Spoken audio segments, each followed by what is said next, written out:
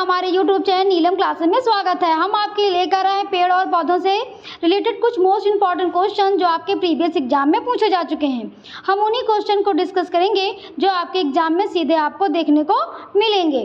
तो पहले तो हम देखेंगे खेजड़ी वृक्ष। खेजड़ी वृक्ष के बारे में कुछ इंपॉर्टेंट पॉइंट पढ़ेंगे, फिर उससे रिलेटेड क्वेश्चन को करेंगे।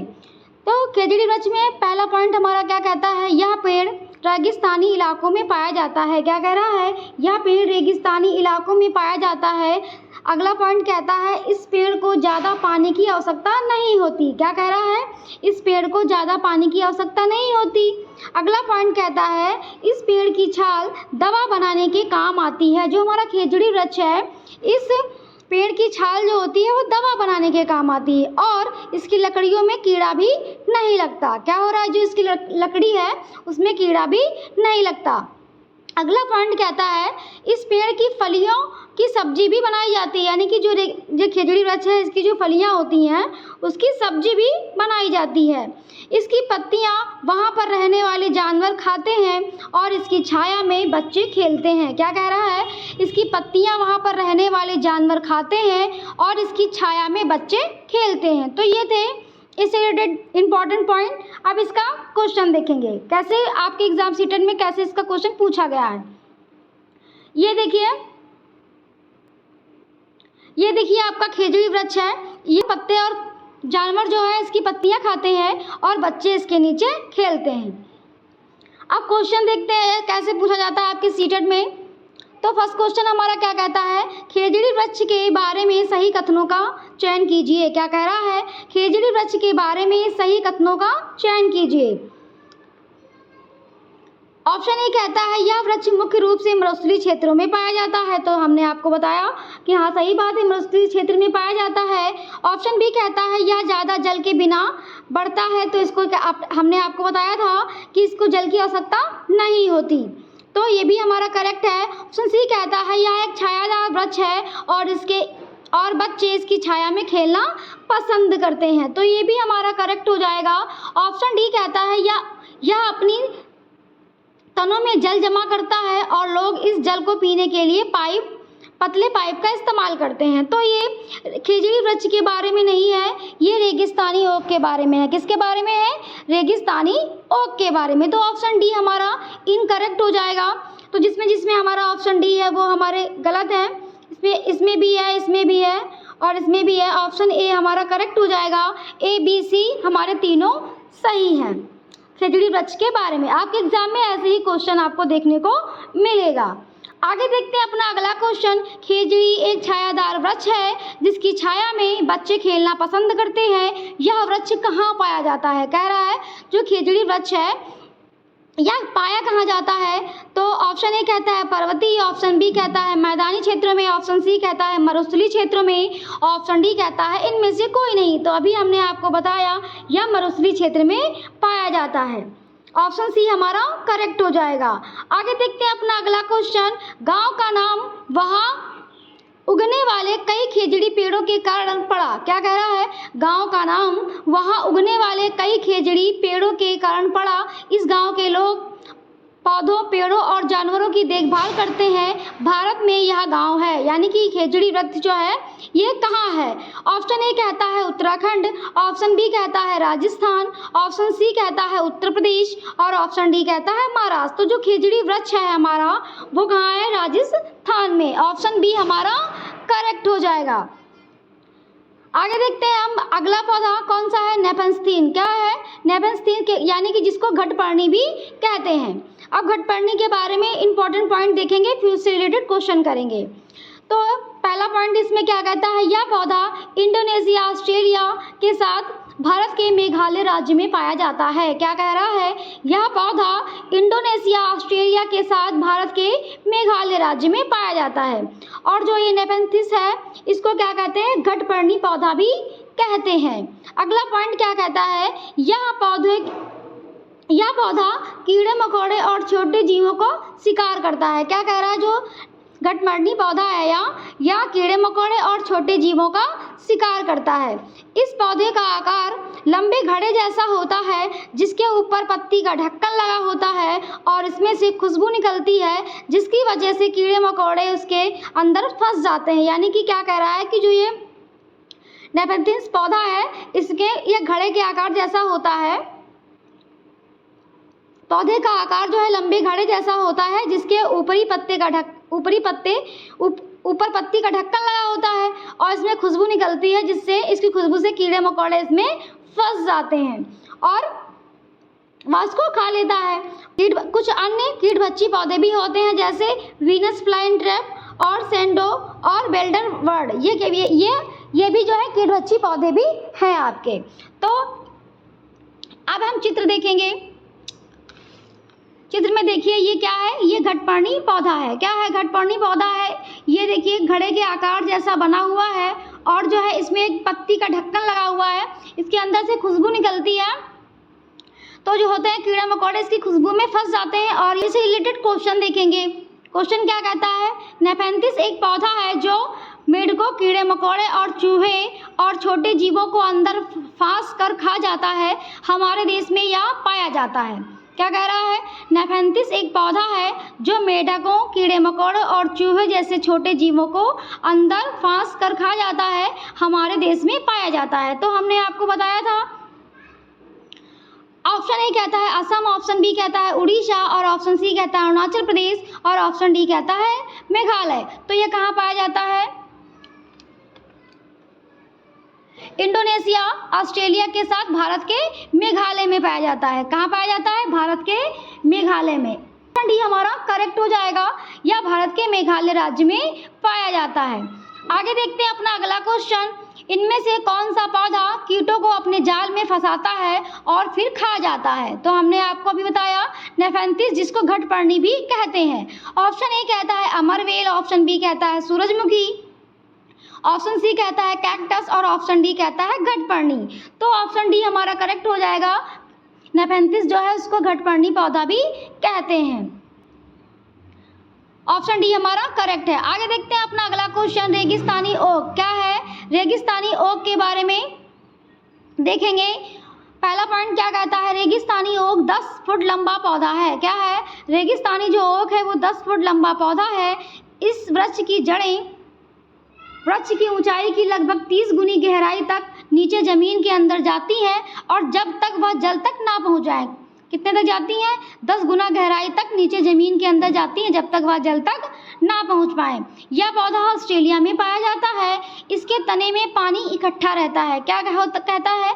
इसके तने में पानी इकट्ठा रहता है जब कभी उस इलाके में पानी का अकाल होता है। क्या है? इसके तने में जो पानी इकट्ठा होता है तो जब कभी वहाँ पे पानी का अकाल होता है तो वहाँ के लोग इस पेड़ के तने के अंदर पतला पाइप डालकर पानी निकाल लेते हैं। क्या कह रहा है कि वहाँ के लोगों को जब पानी की आवश्यकता होती है तो इसके अंदर पतला पाइप डालकर पानी निकाल लेते हैं। आगे देखेंगे तो ये हमारा क्या है? रेगिस्तानी ओक। क्या है? रेगिस्तानी ओक है। इससे रिलेटेड क्वेश्चन देखेंगे। क्वेश्चन क्या कहता है? डेजर्ट ओक यानी कि रेगिस्तानी ओक एक पेड़ है जो किस देश में पाया जाता है? तो हमने आपको बताया था अभी। ऑप्शन ए क्या कहता है? अबू धाबी, ऑप्शन बी कहता है ऑस्ट्रेलिया, ऑप्शन सी कहता है राजस्थान, ऑप्शन डी कहता है भारत। तो हमने आपको बताया था रेगिस्तानी ओक यानी कि डेजर्ट ओक कहाँ पाया जाता है? ऑप्शन नंबर बी हमारा करेक्ट हो जाएगा, ऑस्ट्रेलिया में पाया जाता है। यहाँ से आपके पेपर में क्वेश्चन देखने को जरूर मिलेंगे क्योंकि ये ऐसे टॉपिक है कि यहाँ से क्वेश्चन आएगा जरूर।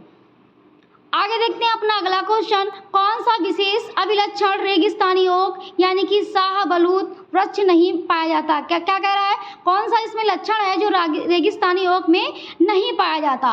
ऑप्शन ए कहता है पेड़ को अत्यधिक गहराई तक जाना, ऑप्शन बी कहता है पेड़ के तने में पानी एकत्रित होना, ऑप्शन सी कहता है पत्तियां बहुत कम होना, ऑप्शन डी कहता है बड़ी और बहुत सारी पत्तियां होना। तो ए भी हमारा करेक्ट है, गहराई तक जाती है और पानी भी एकत्रित होता है और पत्तियां भी कम होती हैं, लेकिन बड़ी और बहुत सारी पत्तियां रेगिस्तानी ओक में नहीं होती। तो ऑप्शन डी हमारा करेक्ट हो जाएगा क्योंकि वो निगेटिव ही पूछ रहा था। आगे देखते हैं अपना अगला क्वेश्चन, निम्नलिखित में से किससे कुनेन नामक दवा प्राप्त होती है। क्या कह रहा है, निम्नलिखित में से किससे कुनेन नामक दवा प्राप्त होती है। ऑप्शन ए कहता है मनी प्लांट, ऑप्शन बी कहता है सिंकोना, ऑप्शन सी कहता है यूकेलिप्टस, ऑप्शन डी कहता है अंकोनाइड प्लांट। तो जो कुनेन नामक दवा प्राप्त होती है वो सिंकोना से वृक्ष से प्राप्त होती है। ऑप्शन बी हमारा करेक्ट हो जाएगा। आगे देखते हैं अपना अगला क्वेश्चन, सिंकोना पेड़ के किस भाग का उपयोग मलेरिया के उपचार के लिए किया जाता है। क्या कह रहा है, सिंकोना पेड़ के किस भाग का उपयोग मलेरिया के उपचार के लिए किया जाता है। तो ऑप्शन ए कहता है जड़, ऑप्शन बी कहता है छाल, ऑप्शन सी कहता है पत्ता, ऑप्शन डी कहता है बीज। तो जो सिंकोना पेड़ होता है उसमें क्या होता है, छाल। मलेरिया के उपचार के लिए उसका छाल जो होती है उसकी दवा बनाने के लिए प्रयोग किया जा सकता है। ऑप्शन बी हमारा करेक्ट हो जाएगा। आगे देखते हैं अपना अगला क्वेश्चन, झूम खेती कैसे होती है। क्या कह रहा है, जो झूम की खेती होती है वो कैसे होती है। ऑप्शन ए कहता है जैव खेती, ऑप्शन बी कहता है काट और दग्ध खेती, ऑप्शन बी कहता है कीटनाशक का सीमित उपयोग, ऑप्शन बी कहता है रासायनिक खाद का सीमित उपयोग। तो पहले तो ये देखेंगे कि जो है झूम खेती होती क्या है। झूम खेती जो है वो आदिवासियों के द्वारा की जाती है। इसमें क्या होता है, उर्वरक इस्तेमाल नहीं किया जाता। क्या होता है, इसमें उर्वरक इस्तेमाल नहीं किया जाता है। इसमें जो होता है, जो वहाँ के जितने घास फूस होते हैं उनको क्या किया जा सकता है, काट कर जला दिया जाता है, कुछ दिनों के लिए मतलब छोड़ दिया जाता है, फिर उसी खेती में खेती की जाती है। तो ऑप्शन बी हमारा करेक्ट हो जाएगा, काट कर और जलाकर। आगे देखते हैं अपना अगला क्वेश्चन, वह कौन सा पौधा है जिसकी पत्तियों का उपयोग सब्जियों के लिए और बीज का उपयोग तेल बनाने के लिए किया जाता है। क्या कह रहा है, वह कौन सा पौधा है जिसकी पत्तियों का उपयोग सब्जियों के लिए और बीज का उपयोग तेल बनाने के लिए किया जाता है। ऑप्शन ए कहता है नारियल, ऑप्शन बी कहता है गोभी, ऑप्शन सी कहता है सरसों और ऑप्शन डी कहता है इनमें से कोई नहीं। तो जो सरसों होता है उसका साग भी बनाया जाता है और जो उसका जो बीज होता है उससे तेल निकाला जाता है। तो ऑप्शन सी हमारा करेक्ट हो जाएगा। आगे देखते हैं, जो विदेश से आने वाली सब्जियां हैं। क्या है, जो विदेश से आने वाली सब्जियां हैं जैसे हरी मिर्च, आलू, टमाटर, ये सब कहाँ से आए, दक्षिण अमेरिका से। और आगे क्या है, गोभी और मटर, ये सब कहाँ से आए, यूरोप से। और बांस, कॉफ़ी और भिंडी कहाँ से आई, अफ्रीका से। सोयाबीन कहाँ से आया, चीन से। तो ये आपके एग्जाम में इसी से रिलेटेड एक क्वेश्चन पूछा जाता है। आगे देखेंगे, आज हम मिर्ची के बिना भोजन की कल्पना भी नहीं कर सकते। क्या कह रहा है, आज हम मिर्ची के बिना भोजन की कल्पना भी नहीं कर सकते, इसे व्यापारी हमारे देश में लाए थे। यानी कि मिर्ची कहाँ से लाए थे व्यापारी, जो पुर्तगाली थे वो हमारे देश में मिर्ची लाए थे। तो ऑप्शन ए कहता है अफगानिस्तान, ऑप्शन बी कहता है इंग्लैंड, ऑप्शन सी कहता है दक्षिण अमेरिका और ऑप्शन डी कहता है दक्षिणी अफ्रीका। तो जो दक्षिणी अमेरिका है वहाँ से मिर्ची आई थी। ऑप्शन सी हमारा करेक्ट हो जाएगा। आगे देखते हैं, देसी सब्जियां और फल। देसी सब्जियां जैसे बैंगन, करेला, आम, संतरा, बेर, केला, भिंडी, सेम, काली मिर्च, सौंफ, गेहूँ आदि बीज होते हैं। आगे क्या है, नाशपाती, भिंडी, करेला, खीरा, टमाटर, चीकू, बैंगन आदि में बीज होते हैं। सोयाबीन की फलियां पककर फट जाती हैं और उनमें से बीज बाहर निकलते हैं। इसी से रिलेटेड हम बीज वाला भी एक क्वेश्चन देखेंगे। आगे देखते हैं, नीचे दिए गए फलों और सब्जियों में से उन्हें चुनिए जिनके भीतर बीज होता है। ऐसे क्वेश्चन पूछा जाता है आपके सीटेट में। तो क्या कहता है, करेला, खीरा, चीकू, भिंडी, प्याज, नाशपाती, आलू, टमाटर। अब इसमें देखेंगे कि बीज किसमें होता है, वो वाला ऑप्शन हमको करेक्ट करना है। ऑप्शन ए कहता है खीरा, चीकू, भिंडी, प्याज, नाशपाती, तो प्याज में बीज नहीं होता, ये हमारा इनकरेक्ट हो जाएगा। ऑप्शन बी कहता है करेला, खीरा, चीकू, भिंडी, आलू, टमाटर, तो आलू में बीज नहीं होता।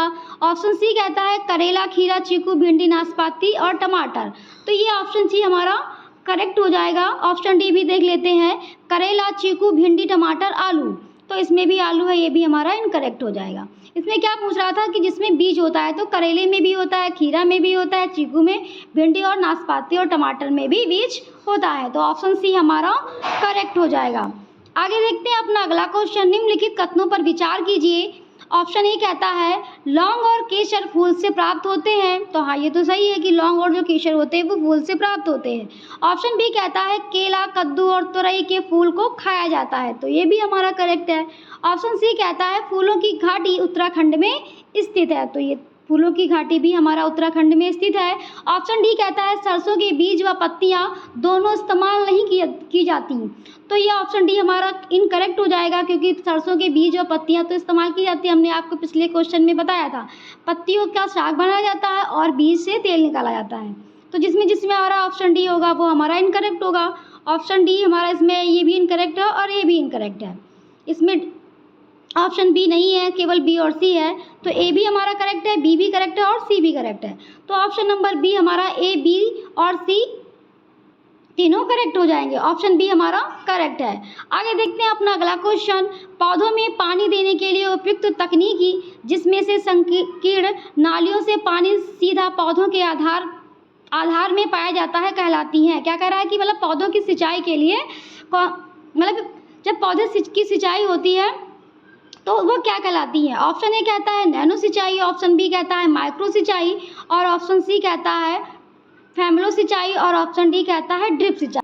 ऑप्शन डी हमारा करेक्ट हो जाएगा, ड्रिप सिंचाई। ड्रिप सिंचाई में क्या होता है कि जो पानी की खपत होती है वो कम होती है और फव्वारा टाइप से इसमें सिंचाई होती है। तो ऑप्शन डी हमारा करेक्ट है। तो ये थे हमारे पेड़ और पौधों से रिलेटेड कुछ मोस्ट इंपॉर्टेंट क्वेश्चन जो आपके प्रीवियस एग्जाम में पूछे जा चुके हैं। हम उन्हीं क्वेश्चन को डिस्कस किया जो आपके एग्जाम में सीधे देखने को मिलते हैं। यहीं से आपके एग्जाम में आपको क्वेश्चन देखने को मिलेगा। यहाँ से कोई ना कोई क्वेश्चन पूछा जरूर जाता है। अगर आपको हमारा चैनल पसंद आया हो तो प्लीज़ लाइक सब्सक्राइब करना मत भूलिएगा। Thank you.